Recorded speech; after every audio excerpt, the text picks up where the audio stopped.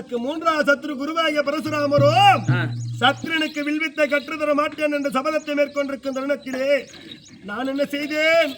எப்படியாவது இவரிடத்திலே போய் சொல்லி வித்தைகளை கற்றுக்கொண்டால் எப்படியாவது அர்ஜுனனை வெல்ல மாட்டோமா என்ற ஒரு அற்ப ஆசையிலே வேகமாக சென்றேன். அந்தணனாக முடிவை எடுத்தேன்.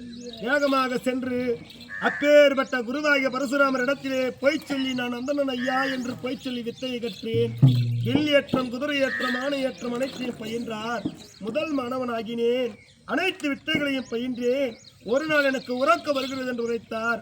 என்னுடைய துணையை அவருக்கு தலையணியாக கொடுத்து உறங்க செய்தேன்.